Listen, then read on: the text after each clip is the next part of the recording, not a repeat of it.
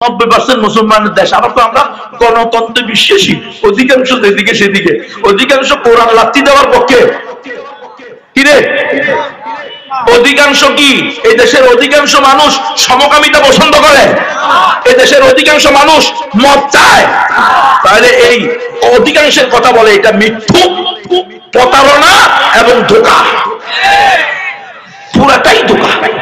এটা দিয়েই আস্তে আস্তে আস্তে 53 বছরে মদকে জায়েজ করছে, সুদকে জায়েজ করছে, ঘুষকে জায়েজ করছে, পতিতালয়কে জায়েজ করছে।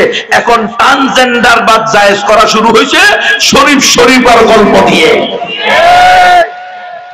এলজিবিটিকিউ সমকামিতাকেও প্রমোট করা শুরু হয়েছে। নাউযুবিল্লাহ মিন যালিক। সবকিছু প্রমোট, সবকিছু হালাল। রাসূলকে গালি দেওয়াও জায়েজ, বাক স্বাধীনতা, ব্যক্তি স্বাধীনতা। কোরআনকে লাথি মারাও জায়েজ, ব্যক্তি স্বাধীনতা, বাক স্বাধীনতা। এই সব কিছু হয়েছে গণতন্ত্রের মাধ্যমে। এই গণতন্ত্র দিয়ে হবে আলহামদুলিল্লাহ। একটু দেরিতে হইলেও গতকালকে বা পরশুদিন আমাদের ধর্ম উপদেষ্টা মাওলানা আ.প.ম. খালেদ হোসেন সাহেব বলছে, ঘরে বসে বসে ওয়াজ করলে হবে না, আপনি দেশ চালাতে এসে দেখেন এখানে যদি ফকিহুন নফস বড় আল্লামা বড় মাওলানাও এসে যায়, তবুও তাকে রাষ্ট্রের কল্যাণে মডেল লাইসেন্স দিতে হবে। বলছে এটাই হলো সেকুলার রাষ্ট্রের আসল। আল্লাহ ওনাকে নাকায়াত দান করুক। এই দেশ সেকুলার রাষ্ট্র। এখন ফতোয়া দাও, দেশ দারুল হরব না দারুল ইমাম?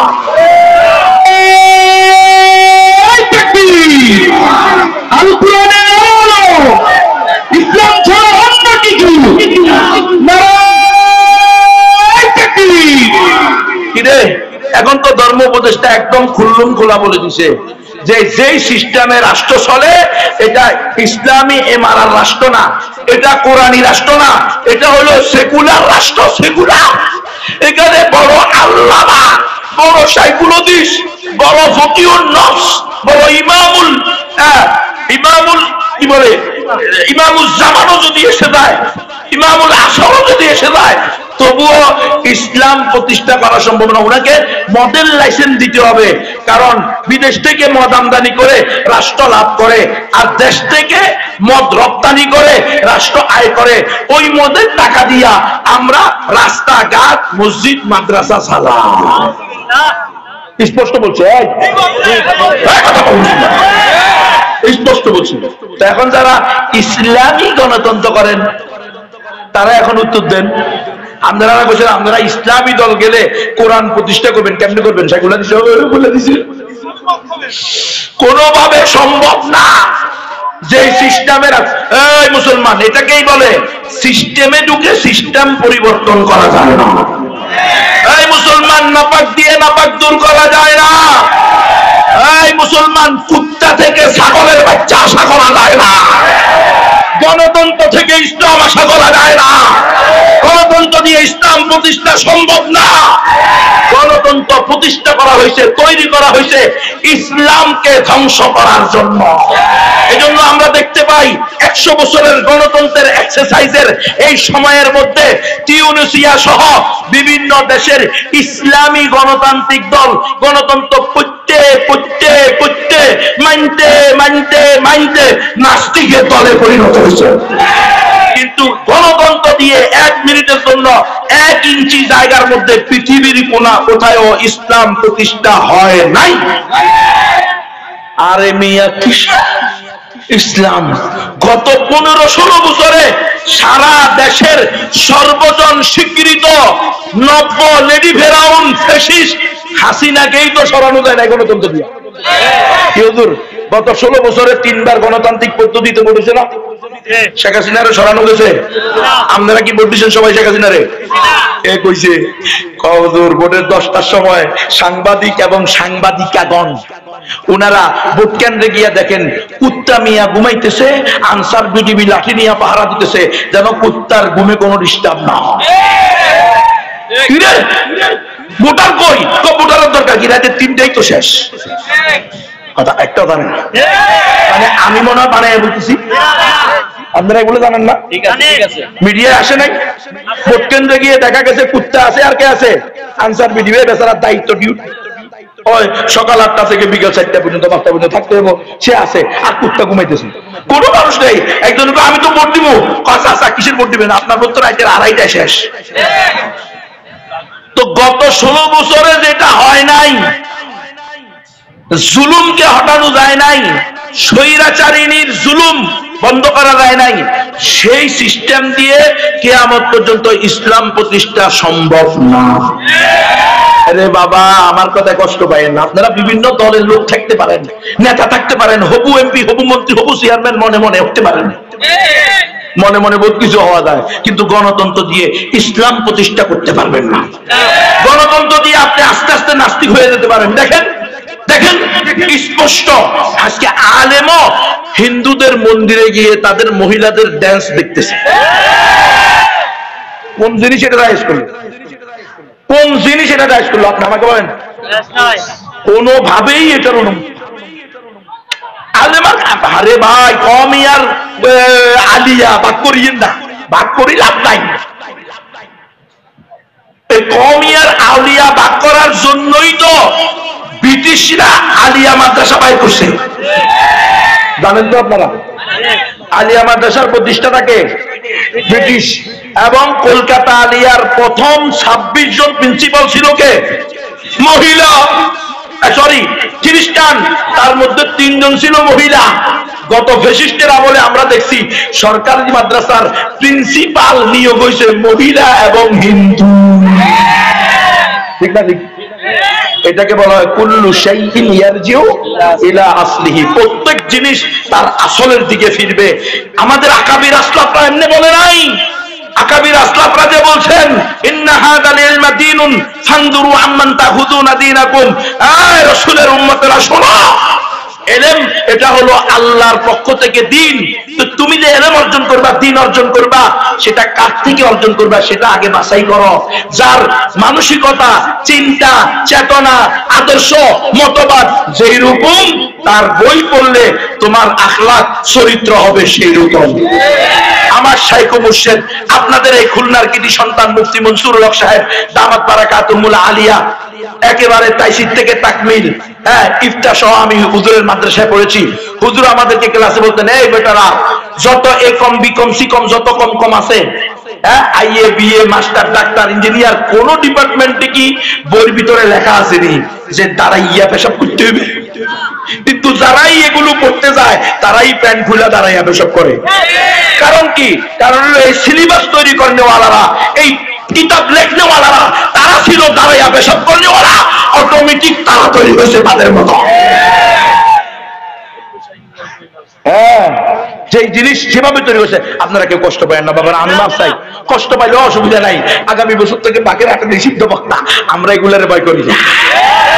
আমরা 19 জন নিষিদ্ধ বক্তার মধ্যেও ছিলাম, 119 জন নিষিদ্ধ বক্তার মধ্যেও ছিলাম, গুমের মধ্যেও ছিলাম, জেলের মধ্যেও ছিলাম।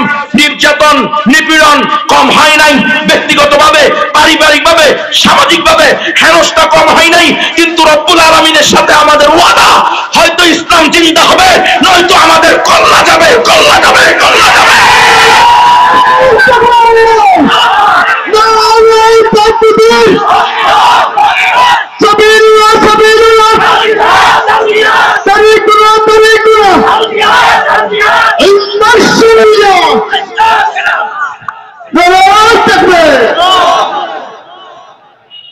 মুসলমান মনে কষ্ট নিবেন না, আর মনে কষ্ট ভুল যদি হয়, হ্যাঁ আমার ভুল হইতে পারে কিনা, অবশ্যই আমার ভুল হইতে পারে।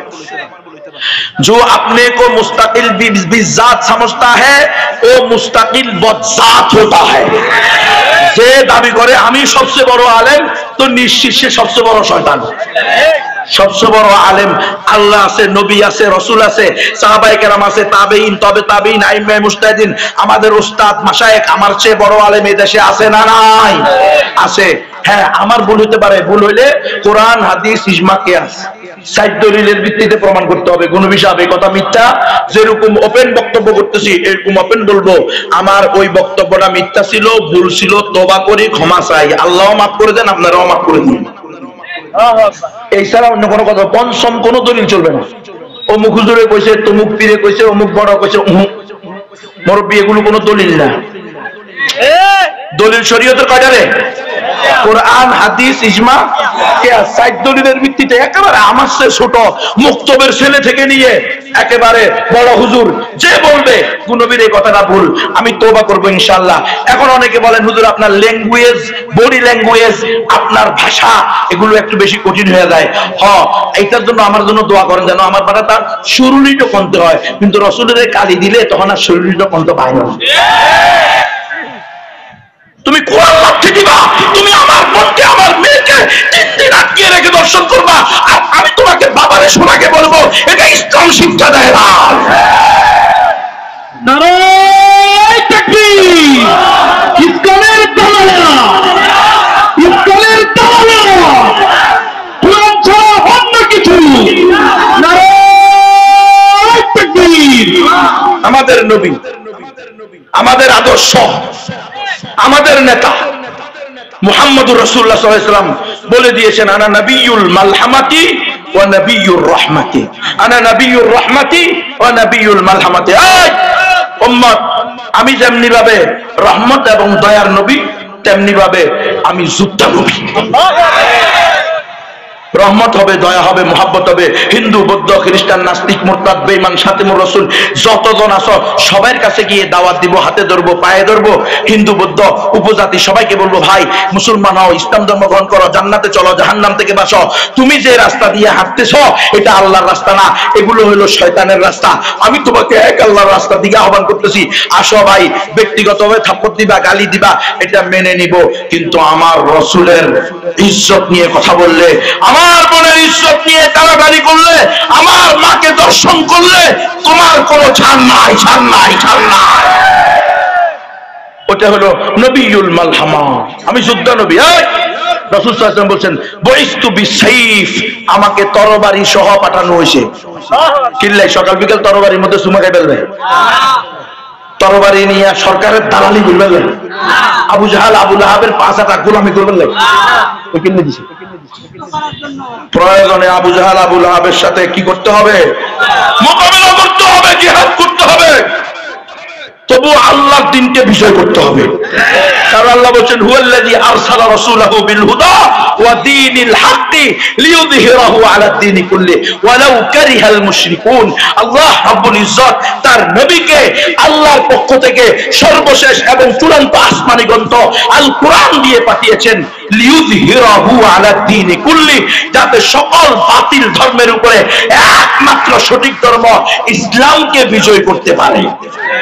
তাহলে ইসলামের বিজয় করার জন্য প্রয়োজনে হাম ফুল ভি হ্যায়, তলোয়ার ভি হ্যায়, আমরা ফুল যেমন হতে পারি প্রয়োজনে তরবারিও হতে পারি। তুমি মসজিদের ইমামকে হাত পা বেঁধে ভারতে পাচার করার চেষ্টা করবা, তুমি গাজীপুরের আয়শামণিকে 3 দিন দর্শন করবা, তুমি ওই চট্টগ্রামের সাইফুল ইসলাম আলিফকে অন্যায়ভাবে হত্যা করবা, আর মুসলমানরা তোমাকে দয়া দেখাবে, এমন ইসলাম আমরা শিখি না। আমাদের নবী আমাদেরকে দুটেই শিখেছেন, ভালোর সাথে ভালো। ঠিক আছে না রে? ভালো হয়ে যাও, মহাব্বত হবে, ভালোবাসা হবে, কোনো সমস্যা নাই। কিন্তু ইসলামের বিরুদ্ধে, মুসলমানের বিরুদ্ধে অস্ত্র সন্ত্রাস, তত্ত্ব সন্ত্রাস এগুলা চালাইবা, তোমাকে ছেড়ে মুসলমান কথা বলবে। এই মুসলমান, ইসলাম বলে একমাত্র সঠিক ধর্ম ইসলাম, আর গণতন্ত্র বলে সকল ধর্ম সমান। যার কারণে তো ইসলামী দলের নেতারা, হবু এমপি, হবু মন্ত্রী, হবু প্রধানমন্ত্রীরা মন্দিরে গিয়ে বলে, দীর্ঘ 16 বছর পরে আপনাদের মন্দিরে আসতে পেরে আমি আল্লাহর শুকরিয়া আদায় করতেছি। কিরে ভাই, ঘটনা কি? উনি এই আল্লাহ শুকরিয়া আদায় করার জন্য আর কিছু পাইল না, মন্দিরে গিয়ে বলতেছে কি করছে? আলহামদুলিল্লাহ, আলহামদুলিল্লাহ, আপনাদের সকলের দিলের হৃদয়ের স্পন্দন, সারা বাংলাদেশের আলোড়ন সৃষ্টিকারী প্রকৃত নবীর ওয়ারিসদের মধ্যে অন্যতম হযরতুল আল্লাম হযরত মাওলানা রফিকুল ইসলাম মাদানী উপস্থিত হয়ে গেছেন। আলহামদুলিল্লাহ, লিল্লাহে তাকবীর, লিল্লাহে তাকবীর। মাদানী সাহেবের আগমন, এই মুসলমান, বয়ান শুনবেন তো ইনশাআল্লাহ? আসতেছে আসতেছে, অপেক্ষা করেন ইনশাআল্লাহ। হুজুরের ভাই খুব অসুস্থ, আপনারা দোয়া করেন আল্লাহ তাআলা যেন হুজুরের বড় ভাইকে দ্রুত শেফায়ে কামেলা আজেলা দায়মা দান করে। তাহলে আপনাদেরকে বেশি করে বয়ান করবো, আর না হলে কিন্তু ওইটা অল্প বয়ান করে চলে যাবে। আপনারা সবাই মিলে দোয়া করেন যেন আল্লাহ উনার ভাইকে শেফা দান করে এবং উনার দিলের ভিতরে ইতমিনান দান করে। ভাই যদি অসুস্থ হয়, আপন ভাই তো স্বাভাবিকভাবেই কি সহ্য করতে পারে? পারে না। আমরা দোয়া করি যেন আল্লাহ তাআলা রফিকুল ইসলাম মাদানী ভাইয়ের ভাইকে, মাকে, পরিবারকে, সন্তানকে, সবাইকে সুস্থতার সাথে নেখায়াত দান করে এবং আমরা হুজুরের মন ভরে আলোচনা শুনতে পারি ইনশাআল্লাহ। এখন আমার মাইকের আওয়াজ যদি তোমরা শোনো, মুসলমান ভালো করে বুঝো, ইসলাম একমাত্র সঠিক ধর্ম, এটা ইসলামের ঘোষণা। আর গণতন্ত্রের ঘোষণা হইলো সকল ধর্ম সমান। তাহলে এই গণতন্ত্র আর ইসলাম একসাথে চলতে পারে না। ইসলাম বলে আল্লাহর জমিনে আল্লাহর আইন চলবে, আর গণতন্ত্র বলে আল্লাহর জমিনে জনগণের আইন চলবে। ওই যে আবু মোখালে সাহেব ধর্ম উপদেষ্টা স্পষ্ট বলে দিয়েছেন, এটা সেকুলার রাষ্ট্র, এখানে কোন ফকিহুন নফস আল্লামা সেকুলারিস্ট আসলেও তাকে এখানে মডেল লাইসেন্স দিতে হবে। গতকালকে পরশুদিন বলছি, এই সারা দ্বিতীয় কোনো রাস্তা নাই। এই জন্য আমরা বলি এই সিস্টেমকে উৎখাত করে, এই সিস্টেমকে পরিবর্তন করে খেলাফত প্রতিষ্ঠা করা ছাড়া কোনো রাস্তা নাই। এজন্য আমরা খেলাফতের দিকে যাই, আমরা গণতন্ত্র থেকে মুক্তি চাই। আল্লাহর কাছে বলি নিজেরা তৈরি হই, একে অপরকে দাওয়াত দিই। ইসলাম বলে সার্বভৌমত্বের মালিক কে, আর গণতন্ত্র বলে সার্বভৌমত্বের মালিক জনগণ। এই তাহলে এই ইসলাম আর গণতন্ত্র এক হতে পারে? আরে অনেকে তো খুশি হয়ে গেছে, জুলাই সনদে সাইন করছে। হযরত জুলাই সনদে কি সাইন করছেন? জুলাই সনদের 2 নম্বরটা পড়ে দেখেন, সেখানে লেখা আছে যেহেতু দেশের মালিক জনগণ, এই জন্য জনগণের অভিপ্রায় হবে এই দেশের সর্বোচ্চ আইন। কত বড় ঈমান বিধ্বংসী কথা! জনগণে যেটা বলবে সেটাই সর্বোচ্চ আইন, এটার নাম গণতন্ত্র। হারে মুসলমান, 5 আগস্টে আমরা একেবারে সোনার হরিণ পাইয়া গেছি এমন মনে করা ভুল হবে। শিরিকের উপরে বেশ করে যে একটা মতবাদ গড়ে উঠছিল, নাস্তিকবাদী মতবাদ আদর্শ, সেটার কোমর ভেঙে গেছে। ইন্ডিয়া আমাদেরকে যে গিলি খাইতে চাইছিল, আল্লাহ আমাদেরকে কিছুক্ষণের জন্য সেটা থেকে মুক্তি দিছে। কিন্তু প্রকৃত সফলতা, প্রকৃত স্বাধীনতা, প্রকৃত কামিয়াবি আমরা তখনই অর্জন করব যখন আমরা এই দেশে একমাত্র খেলাফত প্রতিষ্ঠা করতে পারব। এর পর্যন্ত লাভ নাই, এর পর্যন্ত কিছুদিন, কারণ কি মুনিব পরিবর্তন হয় প্রতি 5 বছর পর পর। কি হয়? মুনিব পরিবর্তন হয়। গোলাম যেই কোয়াল সেই মাথা, ঘুরে ফিরে বাঁশপাতা।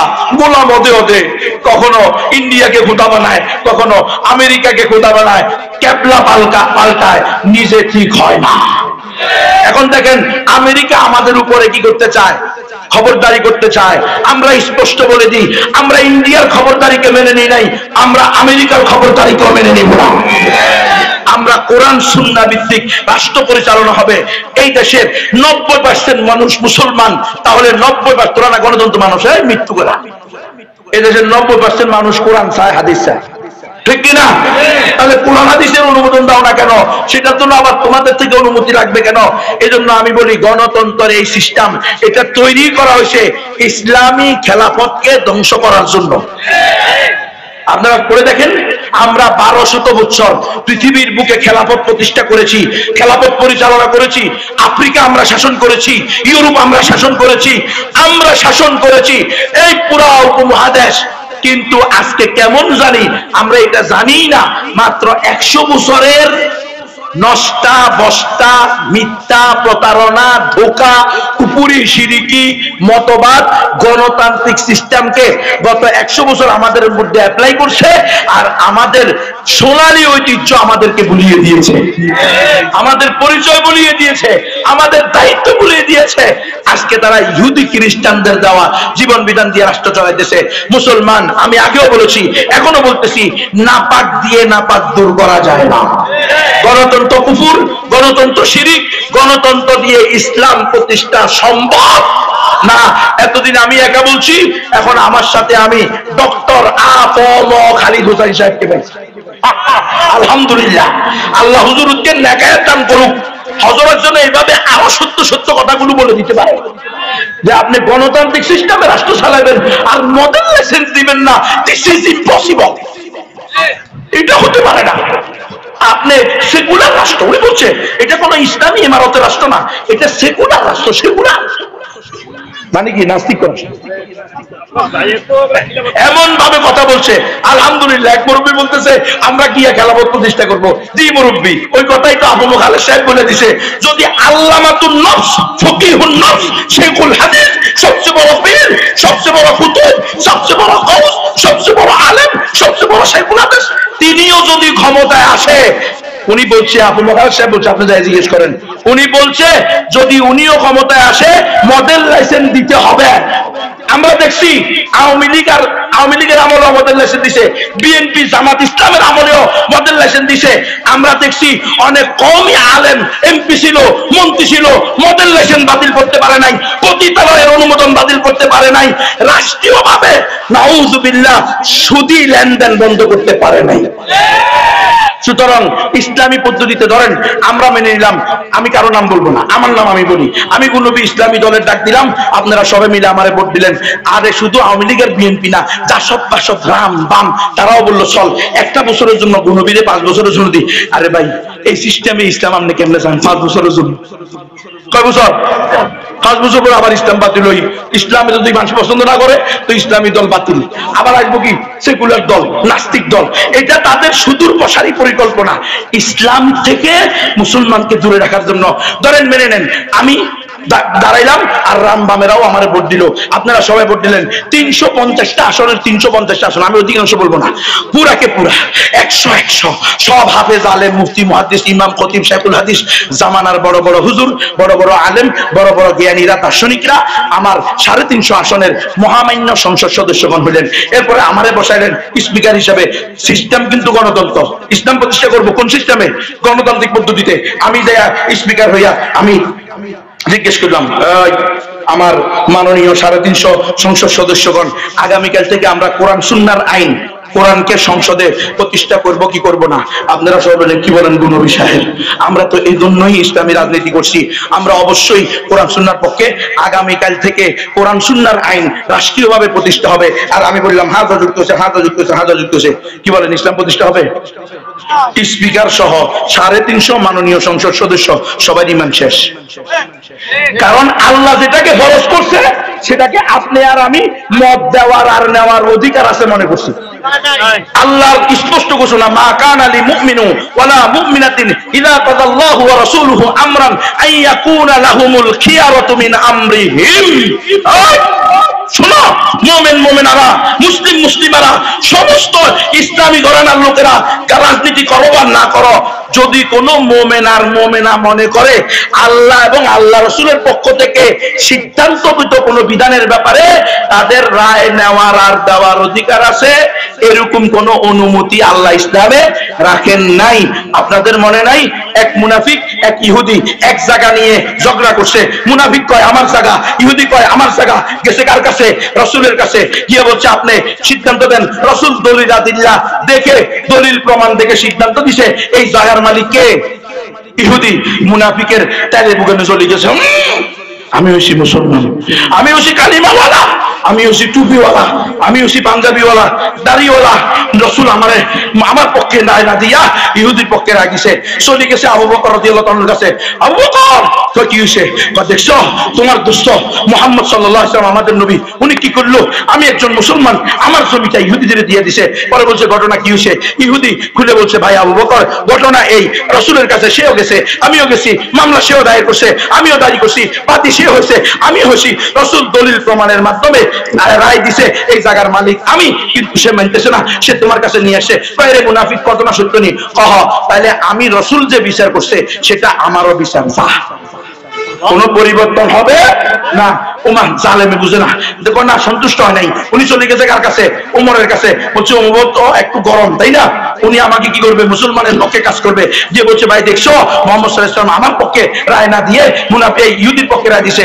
ইহুদি বাচ্চারে জিজ্ঞেস করছে কে ঘটনা কি? ইহুদি কয় দেখো ভাই ওমর, ঘটনা হলো এই, রাসূল সিদ্ধান্ত দিছে, এটা সে মানে নাই। আবু বকর রাদিয়াল্লাহু আনহুর কাছে আবু বকর রাদিয়াল্লাহু বলছে রাসূল যে সিদ্ধান্ত দিছে আমারও সেই সিদ্ধান্ত, এটাও সে মানে নাই, সে এখন তোমার কাছে আসছে। কয় এর মুনাফিক ঘটনা সত্য নি? কও সত্য।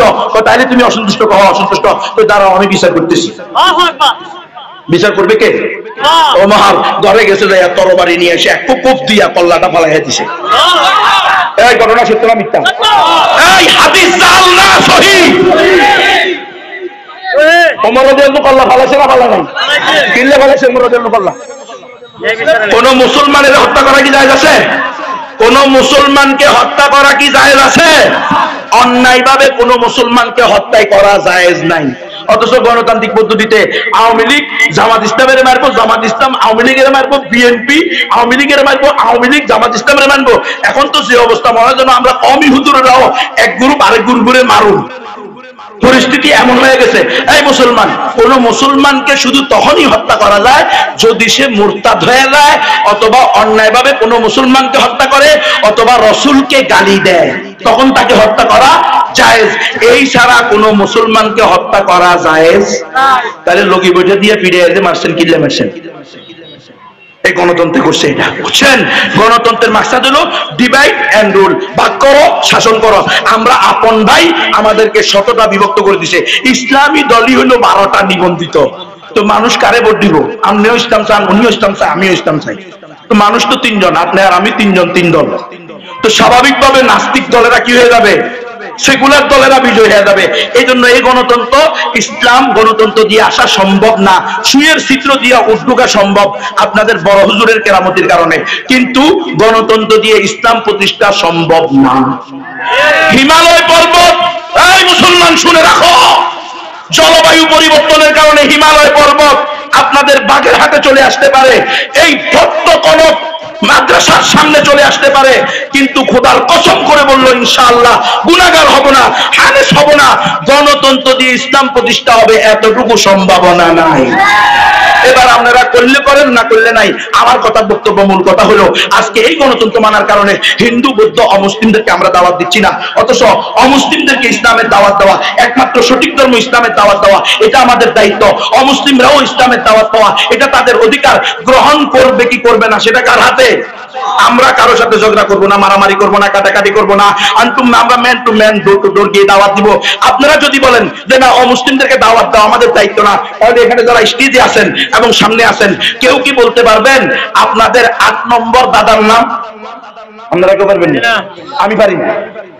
আমার 8 নম্বর দাদা, আমার আব্বা, তার আব্বা, তার আব্বা, তার আব্বা, এরকম 8 নম্বরটা আমি বলতে পারি না। আপনারা কেউ পারেননি? কেন? এদেশে হিন্দু ছিল, বৌদ্ধ ছিল, অথবা কারো কোনো ধর্ম ছিল না। শাহজালাল রহমতুল্লাহ, শাহবান রহমতুল্লাহ, খাজা মখদুম রহমতুল্লাহ, মনিরুল ইসলাম রহমতুল্লাহ, বাবা শহীদ রহমতুল্লাহ, শহীদ আলী হামদানি রহমতুল্লাহ, নিজামুদ্দিন আলী রহমতুল্লাহ, শাহ মাহাত রহমতুল্লাহ, খান জাহান আলী রহমতুল্লাহ, 360 আউলিয়া বলো, 12 আউলিয়া বলো। খান জাহান আলী তো কোনো এখানে, হ্যাঁ, ষাট গম্বুজ। এরা কি এই দেশের মানুষ ছিল? এরা আরব থেকে আসে, এসে যারা যাদেরকে দাওয়াত দিয়েছে এবং যারা ঈমান এনেছে, দাওয়াত পেয়েছে এবং ঈমান গ্রহণ করেছে, দাওয়াত গ্রহণ করেছে, তারা মুসলমান হয়েছে। যারা দাওয়াত পায় নাই অথবা দাওয়াত গ্রহণ করে নাই, তারা অমুসলিম হয়েছে।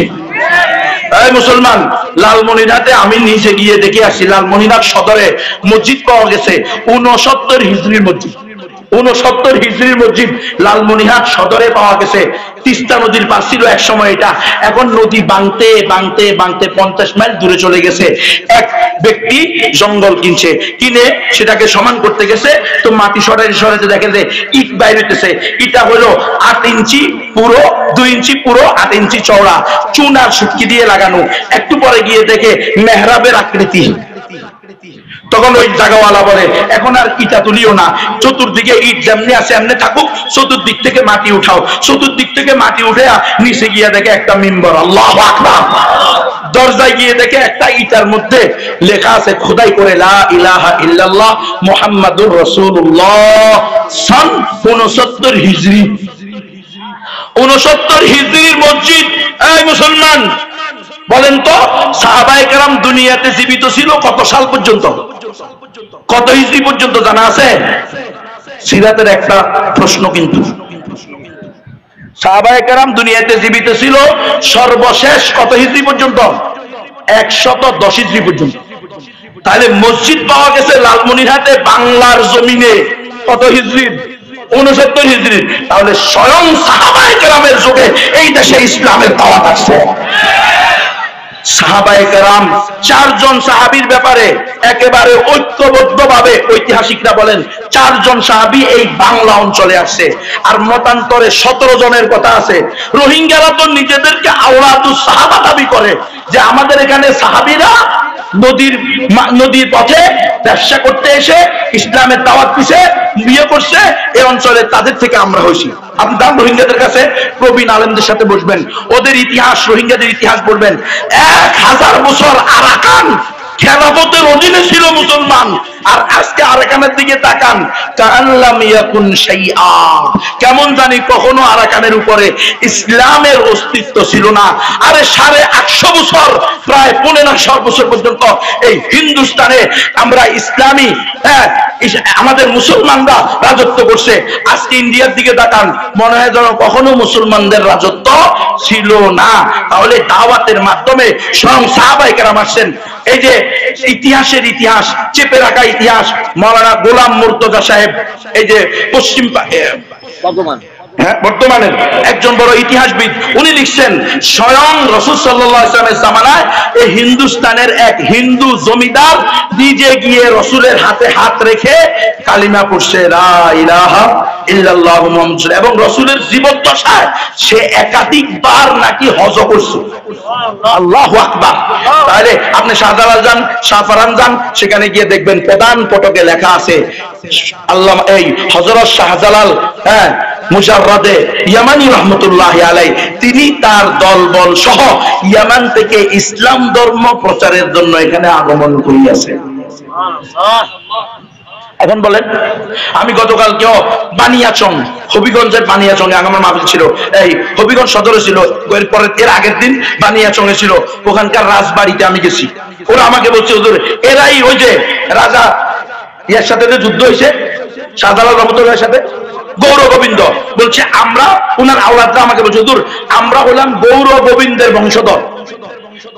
আর গৌর গোবিন্দের সন্তানদের মধ্যে যখন গৌর গোবিন্দ পালাইছে শাহজালাল ইয়ামানি রহমতুল্লাহর সাথে জিহাদে না টিকতে পেরে, আজকে তো আমরা জিহাদ বলি না, আমরা বলি কি সংগ্রাম, যুদ্ধ, লড়াই, আবার স্বাধীনতা হবে, এগুলো বললে নাস্তিকদের, ইহুদি খ্রিস্টানদের দালালদের পশম পর্যন্ত বাঁকা হয় না।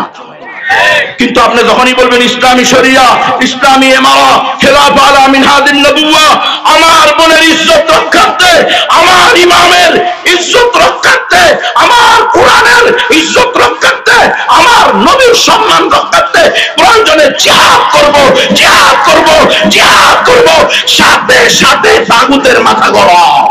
নারায়ে তাকবীর, সাবিলুনা সাবিলুনা, সাবিলুনা সাবিলুনা, কোরআন ছাড়া অন্য কিছু। নারায়ে তাকবীর। এজন্য দেখবেন বড় বড় সেলিব্রিটি আছে, আবার সংগ্রাম হবে, আবার যুদ্ধ হবে, আবার লড়াই হবে, এগুলো বলে, কিন্তু আবার জিহাদ হবে এটা কয় না। কারণ এটা বলা নিষেধ, দেয় বেটা শোনেন বলি ফেলি, আমরা তো জীবনের কোনো মায়া না, আমরা 10 দিন ঘুমেছিলাম, 3 বার কালিমা পড়াইছে, বলছে তোরা আজকে করস পায় একদিন, 10 দিনের ঘুমে একদিন লটকায়া কারেন্টের শর্ট দিয়ে সারাদিন পিটেছে, এবং বলছে এই গুনবি তুই কেন বলছো একমাত্র সঠিক ধর্ম ইসলাম, আমারে টর্চারিং করার, এই আমাকে আয়নাগরে রেখে আর্মিদের বিডিআর র্যাবের আর্মি আয়নাগর, ওই যে মিরপুর বিমানবন্দরের অপোজিটে ওই সাইডে, ওখানে রেখে 10 দিন আমাকে ঘুম রাখছে, 24 ঘন্টা চোখ বাঁধা, হাত বাঁধা, 24 ঘন্টা। যেদিন নিচে ওই দিনই আমার পাঞ্জাবি পায়জামা, আমার টুপি সব, আমার গেঞ্জি খুলে তারা তাদের লুঙ্গি দিছে, তাদের গেঞ্জি দিছে, ওই যে সেন্টু গেঞ্জি না কি পোলাপান পরে, স্কুলের পোলাপান পরে না, ওই যে ওইরকম, ওই যে ওই মাইকেলার মতো এরকম গেঞ্জি দিছে, এরকম গেঞ্জি দিয়া দ্বিতীয় দিন আমারে এমন পিটান দিছে, লটকায়া চোখ বাঁধা হাত বাঁধা, কেমনে জানি আমার গামছা দিয়ে বাইন্দা মেশিনের ভিতরে লটকা দিছে, এবারে সুইচ দিছে, আমি উপরে উঠে গেছি। এরকম ভাবে মনে হয় আমার এগুলো চলাই দেবো, আমি তো বাড়ি এই পেট আমার, কথা বুঝেন নাই? আপনারা কি আপনারা দাওয়াত দিয়া খাওয়ান তো ভাই, আসার পরেই তো হুজুর কি খাইবেন, কোনটা খাইবেন, সব আছে, এই খাওয়ান দেন, পেটটা এত বড় হয়ে গেছে আপনারা তো বুঝতে পারি না। কম দিব বলে হুজুর আমি সভাপতি সাহেব, আমি সেক্রেটারি সাহেব, আমি বড় হুজুর, হুজুর একটা মুরগি একেবারে দেশি মুরগি হুজুর, এই আমাদের এখানে দেখে হুজুর এই নদীর মাছ খালের মাছ একটা খান হুজুর, দেখেন বিশেষ না হলে আমগুলো কোথায় বসেন, আবু খাদিম খুদ্দাম যারা থাকে এটা জিজ্ঞেস করেন, বলে যে ভাই আর খাইতে পারুন না, কি অবস্থা। কালকে এবারে এক সময় যখন এবারও মানে না, আমাকে ভাই আপনার এত যদি খাওয়াইতে চাই তো বাড়ি করে দিয়ে দেন, লয়ে যায়, তো কি করতে হবে, তো বানাতে পারতে হুজুর সাহেব আপনি যে আসবেন আমার ঘরে, আমি তো এটা কোনোদিন চিন্তা করি, আল্লাহ আপনারা নিয়ে এসে আমি আপনারা খাওয়াইতে চাই, আমি তো আমার মারিয়া মারি একবার তোমার এখানে রাখি দাও, এত খাওয়াইতে চাই, সে যাই হোক ওটা ভিন্ন ক্ষেত্রে চলে গেছে। আমি কোন জায়গায় ছিলাম, লটকায় ঝুলাইছে। এই শোনো মুসলমান, আমরা গণতন্ত্রের বিরুদ্ধে বললে অনেকের কষ্ট লাগে, বেটা জুলাইয়া প্রথম বাড়ি দেওয়া শুরু করছে এই কথা বলে, আপনাদেরকে তো বুঝাইছে কি গুণবী জঙ্গি, উগ্র সন্ত্রাসী, জঙ্গিদের গডফাদার, আধ্যাত্মিক নেতা, এগুলো বলছে না পত্রপত্রিকায়, আর ওখানে নিয়ে প্রথম মাস শুরু করছে, তুমি কেন বলছো একমাত্র সঠিক ধর্ম ইসলাম, দেখে নেবে। আমি বললাম আমি বলছি মানে বেটা এটা কি আমার কথা নাকি, এটা তো আল্লাহ বলছে, ইন্নাদ দীনা ইনদাল্লাহিল ইসলাম ওয়া মান ইয়াবতাগি গায়রাল ইসলামি দীনান ফালাই ইউকবালা মিনহু ওয়া হুয়া ফিল আখিরাতি মিনাল খাসিরিন। ইসলাম ছাড়া অন্য কোন ধর্মকে যারা ধর্ম হিসাবে গ্রহণ করবে তারা কোশ্চিন কালেও জান্নাতে যেতে পারবে না।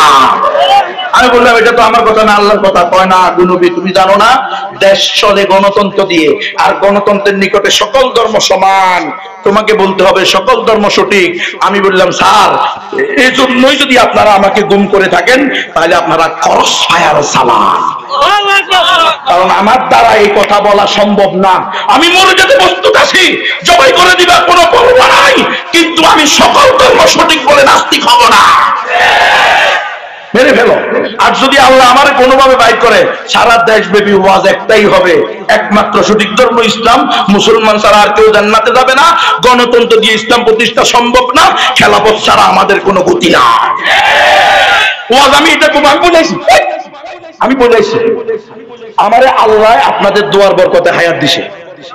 আমি তো মিয়া 40-42 বছর অলরেডি বয়স হয়ে গেছে, শরীর মাঝে মধ্যে এমন হয়ে যায়, এমন পিটানি পিটাইছে, মাঝে মধ্যে হাতের তালু পায়ের তালু, প্রতিদিন ঘুম থেকে উঠলে প্রথমে পাড়া দিতে কষ্ট হয়।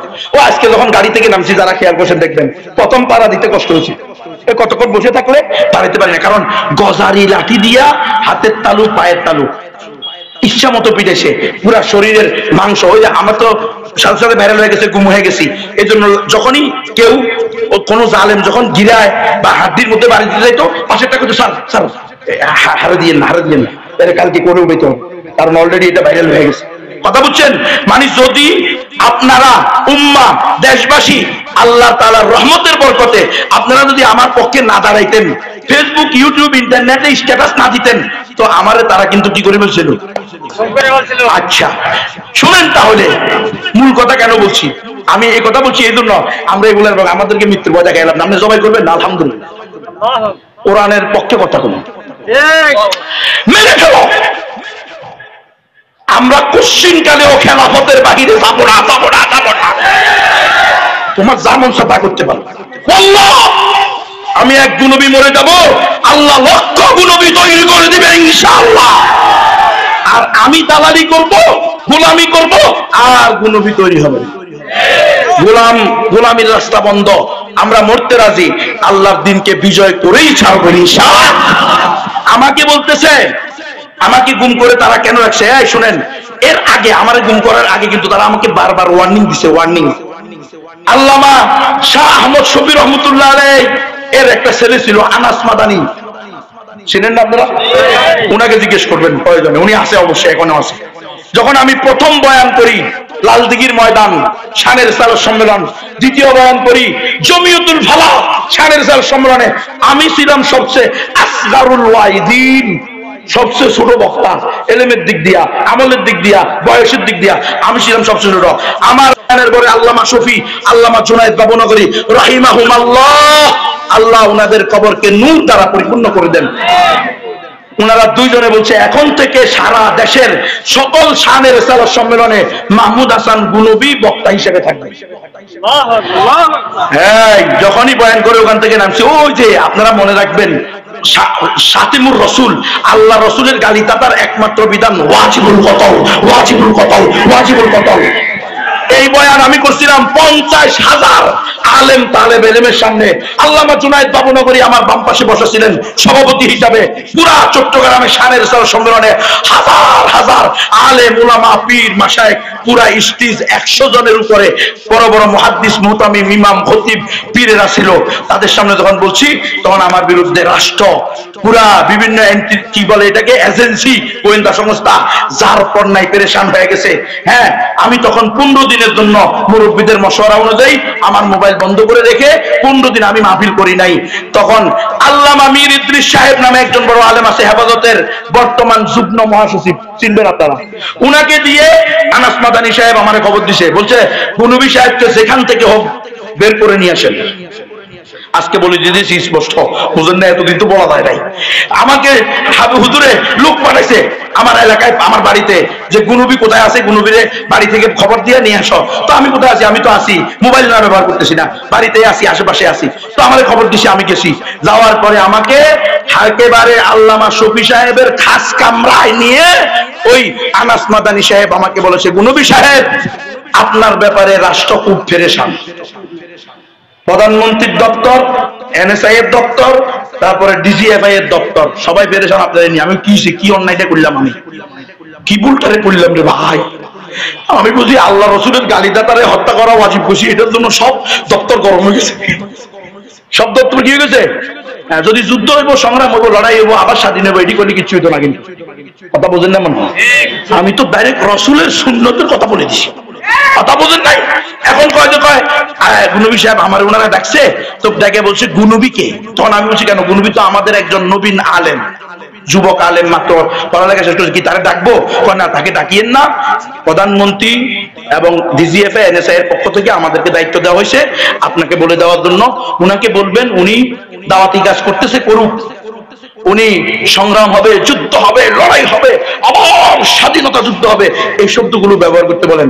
কিন্তু জিহাদ হবে, খেলাফত প্রতিষ্ঠা হবে, শরিয়া আসবে, ইমারা আসবে, আল্লাহর জমিনে আল্লাহর খেলাফত প্রতিষ্ঠা করা ওয়াজিব, আল্লাহর জমিনে আল্লাহর আইন বাস্তবায়ন করবে আইন, এই ওয়াজ যেন না করে। বিশ্বাস না হলে জিজ্ঞেস করেন, দেন গোয়েন্দারা এখানে আছেন। আমরা আমেরিকা, ইউরোপ সুপার পাওয়ারদেরকেও কোনো কি করি না, আল্লাহর মোকাবেলায় ভয় করি না। আমাদের একমাত্র ভয়ের জায়গা কে? গোয়েন্দারা থাকতে পারেন, রিপোর্ট দেন, যান আনাস মাদানী সাহেবের কাছে বলছে কিনা আমার এই কথা জিজ্ঞেস করেন। এরপর আমার নিয়ে জিব্বা কাটে ফেলাবেন যদি বলে আমার সাথে মীর ইদ্রিস সাহেব ছিল, বেটা সাক্ষী আছে, মীর ইদ্রিস সাহেব আমার সাথে। এরপরে আমি মীর ইদ্রিস সাহেব হুজুর সহ ওখান থেকে বের হয়ে বাবুনগরী রহমতুল্লাহ আলাইহি আমার খলিফ আমারে সর্বপ্রথম খেলাফত দিয়েছেন এই আমার সাহেব মুর্শিদ আল্লামা জুনায়েদ বাবুনগরী। উনি আমার প্রথম পীর। এখন আলহামদুলিল্লাহ 7 জন পীরের খেলাফত আমার আছে। অনেক মিথ্যুকেরা, নিন্দুকেরা বলে গুনবীর তো কোনো পীর নাই, গুনবীর কোনো মুরব্বী নাই। ওই মিথ্যুকেরা আমাদের মুরব্বীদেরকে একটা কেউ মানে না। কথা বুঝছেন? আমার 7টা পীর আছে আলহামদুলিল্লাহ। 7টা পীর না, 7টা খেলাফত আছে আমার খেলাফত দিয়েছে মুরব্বীরা 7টা। এর মধ্যে প্রথমটা কি? জুনায়েদ বাবুনগরী। আমি যখন হুজুরের কাছে গেছি, হুজুর আমারও তো এই কথা কইছে আজকে সাহেবজাদা আমার ডাইকা নিয়ে খাস কামরা কি করছে এ কথা বলছে যে ডিজিএফআই এনএসআই স্বরাষ্ট্র মন্ত্রণালয় থেকে, প্রধানমন্ত্রীর দপ্তর থেকে বলছে আমি যেন জিহাদ ফি সাবিলিল্লাহ, কিতাল ফি সাবিলিল্লাহ, ইসলামী ইমারা, ইসলামী শরিয়া, খেলাফা আলা মিনহাজিন নবুওয়া, এই শব্দগুলা যেন ব্যবহার না করি। আমি যেন সংগ্রাম হবে, যুদ্ধ হবে, লড়াই হবে, দেশ আবার স্বাধীন হবে, এগুলা বলি। আর হুজুরের কয় কে তুমি বলো নাই? আমরা কি কোরআন বাদ দিয়ে দিব বেটা? খেলাফা, ইমারা, শরিয়া, জিহাদ ফি সাবিলিল্লাহ এটা হলো কোরআনের ভাষা। প্রত্যেক হরফে 10 নেকি। কথা কম মুসলমান। আর তোমার যুদ্ধ হবে, সংগ্রাম হবে, এক নেকিও নাই। এই জন্য ওগুলোর ভিতরে কোনো প্রভাবও নাই। যাই হোক, সেটা আমার সাবজেক্ট না। আমি বলতেছিলাম এই যে যারা বলেন গণতন্ত্র দিয়ে ইসলাম প্রতিষ্ঠা করবেন, দেখেন আমাকে নিয়ে তারা বলছে গণতন্ত্র নিয়ে করে সকল ধর্ম সমান, সকল ধর্ম সরি, সব ধর্ম মানেন। এবারে এই যে জুলাই সনদের ভিতরে একই কথা লিখছে, জনগণের অভিপ্রায় হবে দেশের সর্বোচ্চ আইন। এই জন্যই ডক্টর আহমদ খালেদ সাহেব বলে দিছে, এই সিস্টেমে এই দেশের সরকারে যদি ইমামুন নফস আল্লামাতুজ্জামান উনিও আসেন, তবুও উনি এই মদের লাইসেন্স দিতে বাধ্য থাকিবেন, কারণ এটা সেকুলার রাষ্ট্র। এই জন্য আমরা বলি এই সেকুলার সিস্টেমকে ভেঙ্গে গুড়িয়ে দিয়ে খেলাফত প্রতিষ্ঠা করবো ইনশাআল্লাহ। তৈরি আসো মুসলমান, অমুসলিম দাদা দিদিরা, তোমাদেরকেও ইসলামের দাওয়াত দেওয়া আমাদের দায়িত্ব। তোমরাও ইসলামের দাওয়াত পাওয়া, এটা তোমাদের অধিকার। গ্রহণ করবা কি করবা না সেটা কার হাতে? আল্লাহ হাতে। যেহেতু আমরা সকল মানুষের কল্যাণে আল্লাহ আমাদেরকে বের করছে, উখরিজাত লিন্নাস। আমরা হিন্দু, বৌদ্ধ, খ্রিস্টান, চাকমা, ত্রিপুরা, বং, খাসিয়া, চাক, কুশাই, কুই, ব্রু, মুরুং, মারমা, তংচঙ্গা, মণিপুরা, সাঁওতাল, গারো, যত জাতি উপজাতি আছো সবাইকে বলি, আসো দাদা, যিনি সৃষ্টি করছে তার পূজা করো, বলো লা ইলাহা ইল্লাল্লাহু মুহাম্মাদুর রাসূলুল্লাহ। তোমরাও শান্তিতে থাকবা, আমরাও শান্তিতে থাকবো। ও হিন্দু দাদা দিদিরা, তোমাদেরকে দাওয়াত দাও আমাদের দায়িত্ব, দাওয়াত পাওয়া তোমাদের অধিকার। ওই মুসলমানেরা, আমাদের দায়িত্ব দুইটা, নিজেরা প্র্যাকটিসিং মুসলমান হওয়ার সাথে সাথে অমুসলিমদেরকেও দাওয়াত দেওয়া। যদি আজকে আপনি আর আমি অমুসলিমদেরকে দাওয়াত না দিই, তাহলে অমুসলিমরা নিশ্চিত কোথায় যাবে? কথা কয় না কেউ। অমুসলিমরা যদি ঈমান ছাড়া মৃত্যুবরণ করে, কালিমা পড়া ছাড়া মৃত্যুবরণ করে, শাহাদাতাইনের সাক্ষী দেওয়া ছাড়া, আশহাদু আল্লা ইলাহা ইল্লাল্লাহ ওয়া আশহাদু আন্না মুহাম্মাদান আবদুহু ওয়া রাসূলুহু, আমি সাক্ষ্য দিতেছি এক আল্লাহ ছাড়া কোনো উপাস্য নেই, আমি আর সাক্ষ্য দিতেছি মুহাম্মদ সাল্লাল্লাহু আলাইহি ওয়াসাল্লাম আল্লাহর বান্দা এবং সর্বশেষ ও চূড়ান্ত রাসূল। এই কথা মুখে বলে, অন্তরে বিশ্বাস করে, অঙ্গ প্রত্যঙ্গ দ্বারা বাস্তবায়ন করা, দৃঢ় প্রতিজ্ঞা করে যদি কোনো অমুসলিমরা মৃত্যুবরণ না করে, তাহলে কি তারা জান্নাতে যেতে পারবে? তাহলে জাহান্নামে যখন যাবে, ওয়াসিকাল লাযিনা কাফারু ইলা জাহান্নামা যুমারা হাত্তা ইযা জাউহা ওয়া ফাতিয়াত আবওয়াবুহা ওয়া ক্বালা লাহুম খাযানাতুহা আলাম ইয়াতিকুম নাযীর। কাল কিয়ামতের মাঠে যখন জাহান্নামীদেরকে দলে দলে জাহান্নামে দেওয়া হবে, জাহান্নামের খাজেন দারোয়ান কেয়ারটেকার দাঁড়ায়া বলবে, এই অমুসলিমরা, এই বট্ট কনকপুর, সিদ্দিকিয়া, আমিনিয়া, মদিনাতুল উলুম মাদ্রাসার এলাকাবাসী, হিন্দু, বৌদ্ধ, খ্রিস্টানরা, তোমরা যে চিরস্থায়ী জাহান্নামে যাচ্ছ, তোমাদেরকে কি এই জাহান্নাম সম্পর্কে কোনো ভীতি প্রদর্শনকারী আসে নাই? তখন কি বলবে? সমস্ত জাহান্নামীরা দুই ভাগে বিভক্ত হবে। এক গ্রুপ আবু জাহাল, আবু লাহাব, উতবা, শাইবা, কারুন, হামান, শাদ্দাদ, নমরুদ, ফিরাউন, তারা বলবে, বালা ক্বাদ জাআনা নাযীর ফাকাযযাবনা। ভালো করে শুনেন মুসলমানেরা, ভালো করে শুনেন। অমুসলিমরা বলবে, জাহান্নামীরা, যারা যাদের কাছে নবী রাসূলরা গিয়েছে, দাওয়াত দিয়েছে, অতঃপর তারা মিথ্যা প্রতিপন্ন করছে। যেমন আবু জাহাল রাসূল সাল্লাল্লাহু আলাইহি ওয়াসাল্লামকে বলছে, কুফাই আবনাকি আন্নী উশাহিদুকা ইয়াউমাল কিয়ামাতি আন্নাকা কদ বাল্লাগতা। ও আমার ভাতিজা মুহাম্মদ বিন আব্দুল্লাহ, তুমি শান্ত হও, ক্ষান্ত হও, কাল কিয়ামতের মাঠে আমি তোমার পক্ষে তোমার রবের সামনে সাক্ষী দিব যে তুমি আমার কাছে দাওয়াত পৌঁছানোর মতো বলেছো। বাল্লাগা ইউবাল্লিগু তাবলীগান, বাবে তাফিল থেকে, মানে হক আদায় করে পৌঁছানো, আরবি ব্যাকরণ অনুযায়ী। যেমন তেমন না, মোবাইলে আপনি মেসেজ দিয়ে দিলেন, হ্যাঁ আপনি মাইকে ফুটিয়ে দিলেন, এমন না। হক আদায় করে যথোপযুক্ত সময়ে যথোপযুক্ত ব্যক্তির মাধ্যমে দাওয়াত পৌঁছানোকে বলা হয় হক আদায় করে পৌঁছানো। রসুলকে আবু জেহেল বলছে, আমার ভাতিজা, আমি তোমার রবের সামনে সাক্ষী দিব যে তুমি আমার কাছে দাওয়াত পৌঁছানোর মতো পৌঁছাইছো। বাল্লাগা ইউবাল্লিগু তাবলীগান, তুমি আর আমার কাছে আসিও না। এরপরেও কি রসুল যাওয়া বন্ধ করছে? করে নাই। কিন্তু হে বট্ট কনকপুর সিদ্দিকিয়া মাদ্রাসার আশেপাশে, আচ্ছা বাগেরহাট না, এটা বাগেরহাটের মুসলমানেরা, এই অঞ্চলের যে অমুসলিমরা আছে, এরা যদি ঈমান ছাড়া মৃত্যুবরণ করে, মুসলমান হওয়া ছাড়া মৃত্যুবরণ করে, এদেরকে যদি আমরা কোনো না কোনো সময়ে, কখনো না কখনো, একমাত্র সঠিক ধর্ম ইসলাম, মুসলমান ছাড়া আর কেউ জান্নাতে যাবে না। ইয়া আইয়ুহান নাস কুলু লা ইলাহা ইল্লাল্লাহু তুফলিহুন। ও হিন্দুরা, ও বৌদ্ধরা, ও উপজাতিরা, ও খ্রিস্টানেরা, তোমরা বলো এক আল্লাহ ছাড়া কোনো উপাস্য নাই, মুহাম্মদ সাল্লাল্লাহু আলাইহি ওয়াসাল্লাম সর্বশেষ রাসূল। এই কথা যদি কোনো না কোনো মাধ্যমে, কারো না কারো মাধ্যমে, কোনো না কোনো ভাবে না পায়, কখনো না কখনো, এরাও কি বলবে, বালা ক্বাদ জাআনান নাযীর। এরা বলবে, মা জাআনা মিন বাশীরিন ওয়ালা নাযীর। আল্লাহ, আমাদের কাছে তো জান্নাতে কোনো সুসংবাদদাতা আসে নাই, জাহান্নাম থেকে ভীতি প্রদর্শনকারী কোরআনের আয়াত। কিন্তু আবার সব কি বলেন, আমার কথা না, কোরআনে আছে, মা জাআনা মিন বাশিরিন ওয়ালা নাযির। এরা বলবে আল্লাহ আমাদের কাছে কোনো নবী রাসূল আসে নাই, অথচ আপনি বলছেন লিকুল্লি উম্মাতিন রাসূল, প্রত্যেক উম্মতের জন্য রাসূল আছে। আপনি বলছেন লিকুল্লি কওমিন হাদ, প্রত্যেক জাতির জন্য পথ প্রদর্শক আছে। আল্লাহ আপনি বলছেন ওয়া মিন উম্মাতিন ইল্লা খালা ফিহা নাযির, এমন কোন জাতি নাই যাদের মধ্যে আমি ভীতি প্রদর্শনকারী পাঠাই নাই। আল্লাহ আপনি বলছেন ওয়া মা কুননা মুআযিবিনা হাত্তা নাবআসা রাসূলা, আমি এমন নয় যে কোন জাতিকে শাস্তি দিব অথচ এর পূর্বে তাদের কাছে রাসূল প্রেরণ করব না। আল্লাহ এগুলো আপনার ওয়াদা ছিল, কিন্তু আপনি তো আপনার ওয়াদা ভঙ্গ করেন না। ইন্নাল্লাহা লা ইউখলিফুল মিআদ। কিন্তু আমরা তো সর্বশেষ নবী সাইয়্যিদুল মুরসালিন খাতামুন নবিয়্যিন তাজদারে মদিনা সরকারে দো আলম, অন্তিম অবতার, অন্তিম ঋষি, কলিযুগের অবতার, দশম অবতার, শেষ বুদ্ধ, শেষ নবী, শেষ রাসূল মুহাম্মদুর রাসূলুল্লাহ সাল্লাল্লাহু আলাইহি ওয়াসাল্লাম দুনিয়া থেকে চলে যাওয়ার 1455 বছর পরে বাংলাদেশের বাগেরহাটে জন্মগ্রহণ করছি।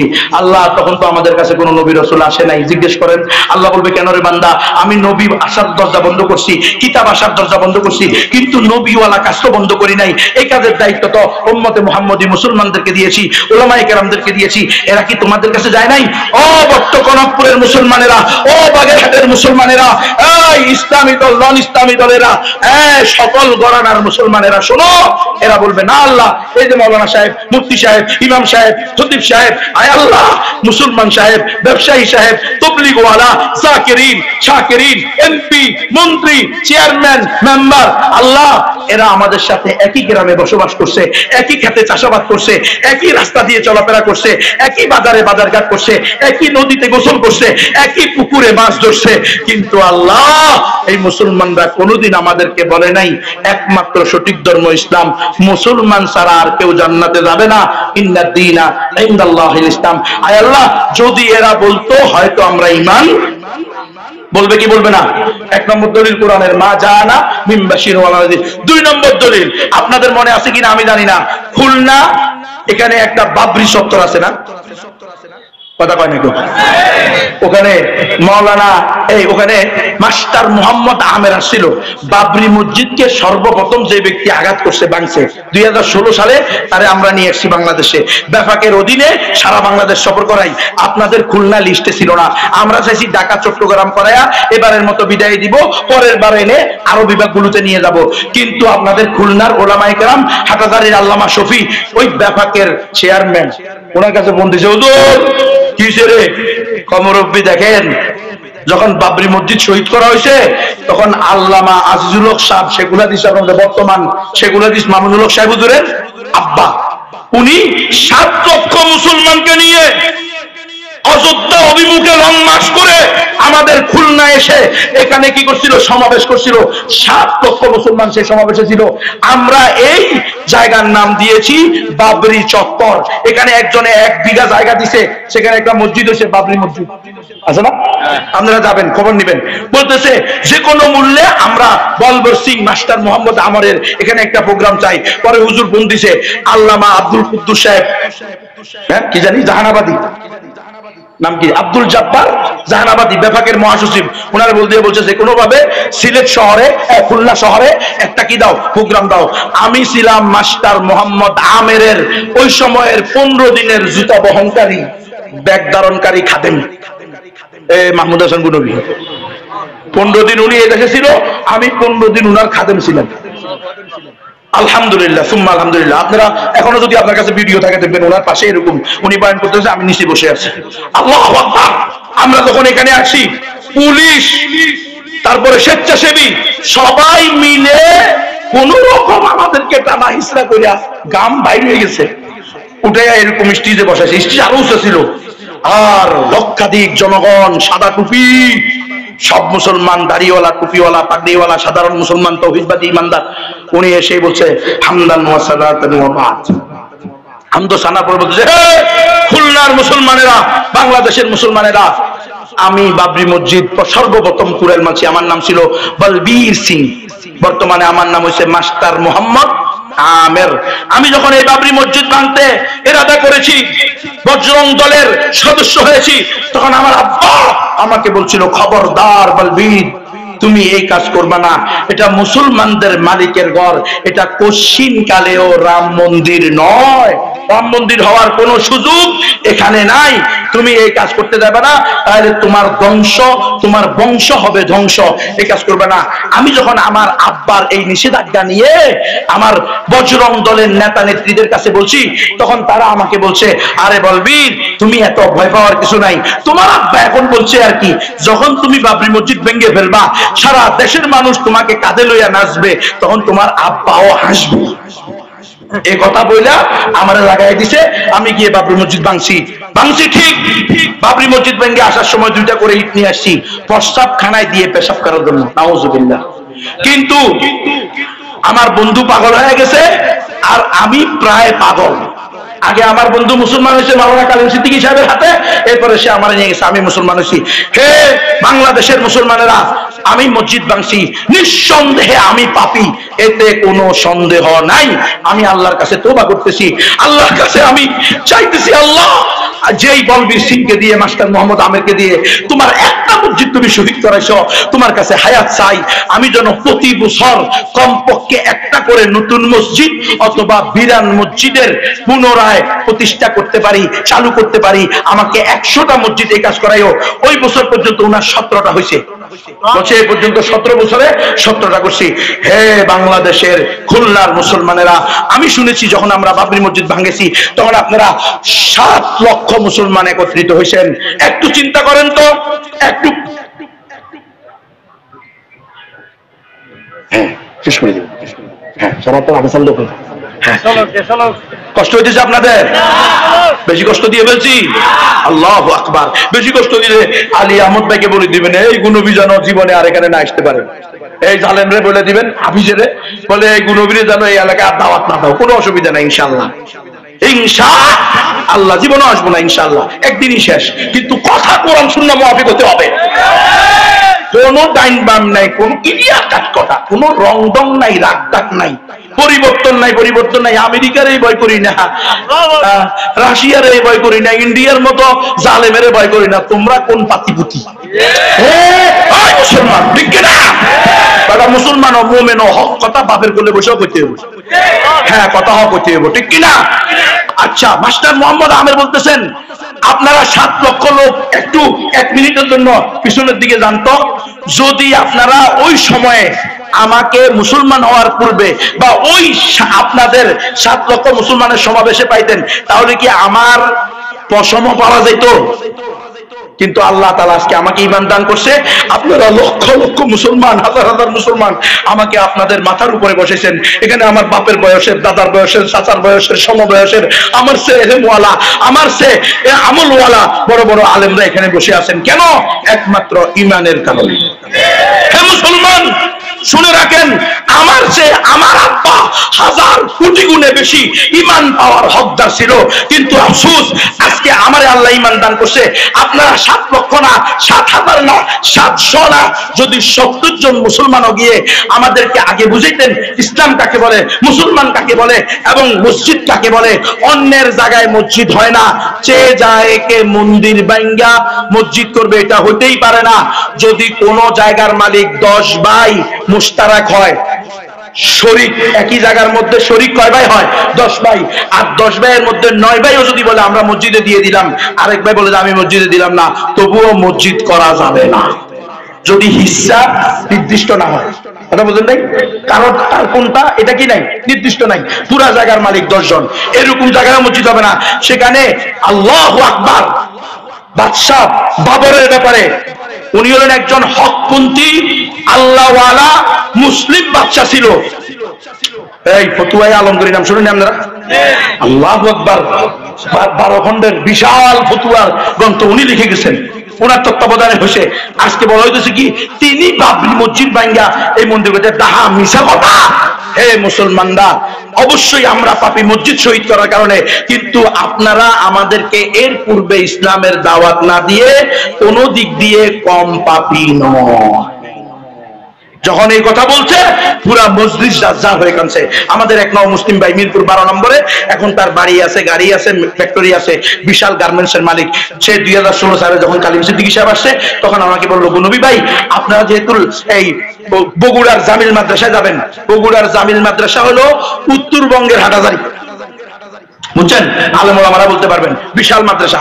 তো সেখান থেকে আমার গ্রামের বাড়ি হলো মাত্র 1 থেকে 1.5 ঘন্টার রাস্তা। আমার নিজের প্রাইভেট কার আছে। আমার মন চাইতেছে আপনি গিয়ে যদি আমার মাকে একটু দাওয়াত দিতেন, হয়তো আল্লাহ চাইলে আমার মা ঈমান আনতো। আমার মা বুড়ো হয়ে কুজো হয়ে গেছে, বয়সের ভারে বাঁকা হয়ে গেছে।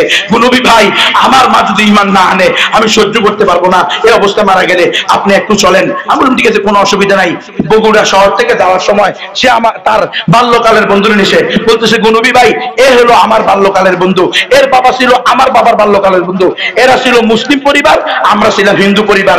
আমার মা একে ভালো করে চিনে, আপনি একে সাথে নিয়ে আমার মাকে দাওয়াত দেন। আমি অন্যান্য আত্মীয়দের সাথে দেখা করি। যখন আমি তার মাকে 30 থেকে 35 মিনিট দাওয়াত দিছি, এই মুসলমান শোনো, ওই বুড়ি মা কেঁদে দিয়ে বলতেছে নবী হুজুর তোমার কথাই যদি সঠিক হয়, ইসলাম কি একমাত্র সঠিক ধর্ম, তাহলে আজকে আমার বুড়ার কি হবে, অর্থাৎ আমার স্বামীর কি হবে? আমার বুড়া তো এই ছেলের বাবার বন্ধু ছিল, তারা তো কোনোদিন আমার বুড়াকে দাওয়াত দেয় না। মুসলমান, কাল কিয়ামতের মাঠে আমার মতো আমি হলাম এই দেশের সবচেয়ে দুর্বল নাগরিক। মাহমুদ হাসান গনবী 10 দিন গুমে 9 দিন রিমান্ডে, লটকে কারেন্টে শট দিয়ে পিটানো, রিমান্ডের 9 দিনে 7 দিন পিটানো, 32 মাস জেলে রাখা, 2 বছর পরে আমাকে জেল হত্যার চেষ্টা করা। মিথ্যা কথা বলতেছি না। আপনাদের এই এলাকার জামাত ইসলামের নায়েবে আমির আছেন একজন, জি কি নাম, সেক্রেটারি পরওয়ার ভাই, মিয়া পরওয়ার সাহেব, উনি আর আমি এক রুমে ছিলাম 5 মাস। বললাম একসাথে, উনার রেসিট আমার রেসিট নিচে, উনার এতে নাই, বিআইপিতে নাই। জালেম তো কেমনে দিব, দর্শকে দিবনি। আর এমপি হলো যে এটার নাম গণতন্ত্র, যার ক্ষমতা তার রাজত্ব। হিসাব করতে আসবো, সিস্টেমই তো নাই। সিস্টেমই হলো মারো কাটো, যে যত বেশি লগি বইটা ব্যবহার করতে আসবে তার আসন তত বেশি পাবে। দেখেন না কি হয়, অপেক্ষা করেন। আমরা কোথাও তো ভালো লাগে না, ভালো লাগতো না। আপনার ওই আমার এরপরে আমি ছিলাম 4 তলায়, আর ডাক্তার শফিকুর রহমান সাহেব জামাত ইসলামের আমির, উনি ছিলেন 2 তলা, একসাথে ছিলাম আমরা। নিয়মিত আমরা কেটলিতে বা খাইতাম, কেটলি তার কেটলি নিচে শাক টুকাইয়া এই না আইনা ওনার জন্য পাঠাতাম। তার মুরব্বী মানুষ, আমরা ওনার যে আপনি মুরব্বী মানুষ কি খাবেন, যে জেলখানার খানা ওনারও রাখছে নর্মাল, নিচে সবাই দিচ্ছে। দেখছেন, এটার নাম গণতন্ত্র। শেখ হাসিনা জেলে আসিল নি, জানে না মনে হয়, 1 মাস জেলে আসিল। খালেদা জিয়া জেলে আসিল নি, চাচা এরশাদ ছিল 9 বছর রাষ্ট্রপ্রধান, 9 বছর জেল। এটার নাম গণতন্ত্র। বিএনপিরও লটকাইছে, জামাত ইসলামেরও লটকাইছে, ফাঁসি দেয় নাই, বুঝলি?